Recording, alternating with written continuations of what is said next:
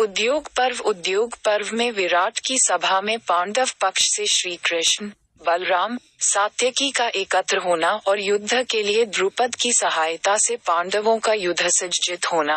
कौरवों की युद्ध की तैयारी।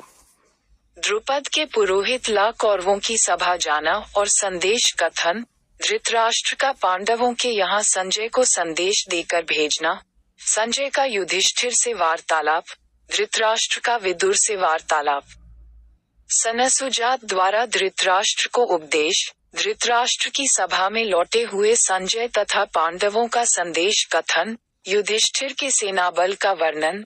संजय द्वारा धृतराष्ट्र को और धृतराष्ट्र द्वारा दुर्योधन को समझाना। पांडवों से परामर्श कर कृष्ण द्वारा शांति प्रस्ताव लेकर कौरवों के पास जाना। दुर्योधन द्वारा श्री कृष्ण को बंदी बनाने का षड्यंत्र करना। गरुड़गाल्व संवाद। विदुलोपाख्यान। लौटे हुए श्री कृष्ण द्वारा कौरवों को दंड देने का परामर्श। पांडवों और कौरवों द्वारा सैन्य शिव की स्थापना और सेनापतियों का चयन।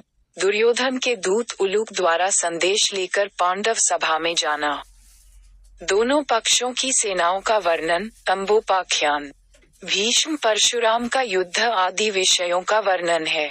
पांडवों का अज्ञातवास समाप्त हो गया। वे कौरवों से अपने अपमान का बदला लेने को तैयार थे। अभिमन्यु और उत्तरा के विवाह पर अनेक राजा उपस्थित हुए। श्री कृष्ण के कहने पर विराट के राज दरबार में आमंत्रित सभी राजाओं की सभा बुलाई गई। श्री कृष्ण ने सभी को कौरवों के अन्याय की कथा सुनाई तथा पूछा कि पांडव अपने राज प्राप्ति के लिए प्रयत्न करें या कौरवों के अत्याचार सहते रहें। महाराज द्रुपद ने पांडवों का समर्थन किया जबकि बलराम ने उनका विरोध किया। सबकी सहमति से दुर्योधन के पास दूत भेजने का निश्चय किया गया। युद्ध की तैयारी। पांडव युद्ध की तैयारियां करने लगे। वे पांचाल और विराट सेना के साथ कुरुक्षेत्र के पास शिविर लगाकर ठहरे। कौरवों को इसका पता चल गया तथा वे भी विभिन्न राजाओं को अपने पक्ष में करने के लिए निमंत्रण भेजने लगे। यादवों को अपने अपने पक्ष में करने के लिए दुर्योधन और अर्जुन स्वयं गए।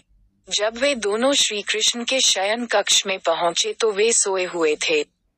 अर्जुन उनके पैरों की ओर तथा दुर्योधन सिर की ओर बैठ गए। आंख खुले पर कृष्ण ने पहले अर्जुन को देखा तथा बाद में दुर्योधन को। उन्होंने दुर्योधन को अपनी नारायणी सेना दी तथा स्वयं अर्जुन के साथ रहने का वायदा किया तथा युद्ध में शस्त्र न उठाने की प्रतिज्ञा भी की।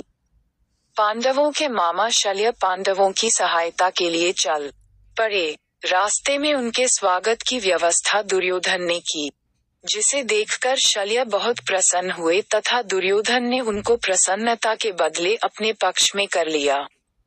कुरुक्षेत्र में उन्होंने पांडवों को बताया कि वे कौरवों के साथ रहने को वचनबद्ध हो गए हैं। युधिष्ठिर ने शल्य से प्रार्थना की कि यदि वे कर्ण के सारथी बने तो उसे सदा हतोत्साहित करते रहेंगे।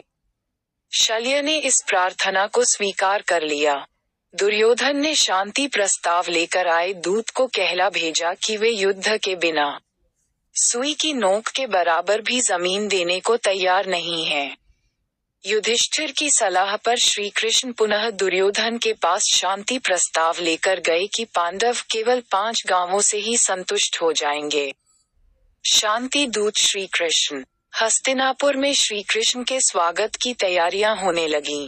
दुर्योधन ने कृष्ण को बांधकर कैद करने की योजना बनाई। श्री कृष्ण ने सभा में संधि की बात की। धृतराष्ट्र संधि के पक्ष में थे, पर दुर्योधन नहीं माना। वह श्री कृष्ण को बांधने के लिए आदेश देने लगा, पर भीष्म अत्यंत क्रुद्ध हो उठे।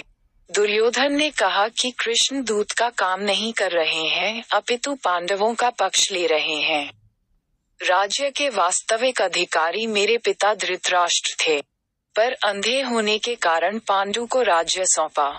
पर धृतराष्ट्र का पुत्र मैं तो अंधा नहीं हूँ, अतः मैं ही राज्य का उत्तराधिकारी हूँ।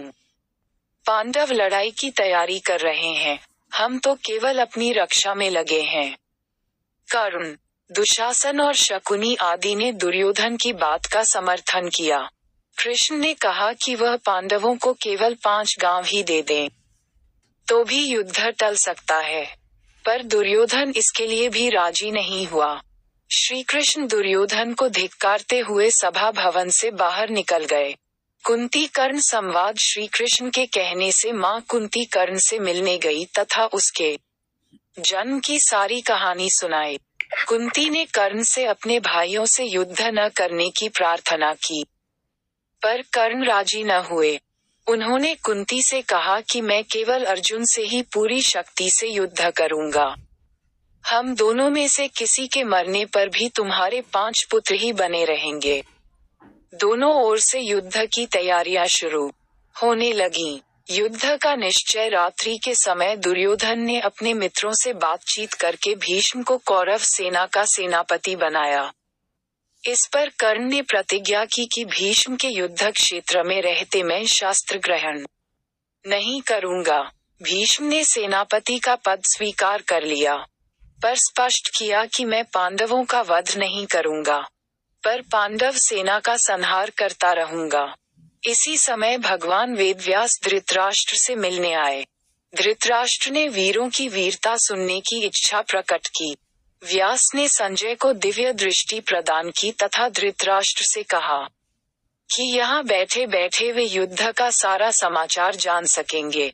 उद्योग पर्व के अंतर्गत 10 उप पर्व हैं और इसमें कुल 196 अध्याय हैं।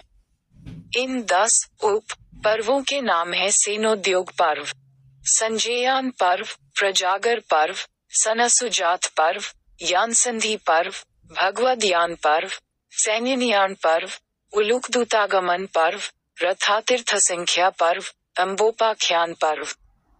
अगर आपको वीडियो अच्छा लगा तो सब्सक्राइब करें और शेयर करें एजुकेशन स्टोरी।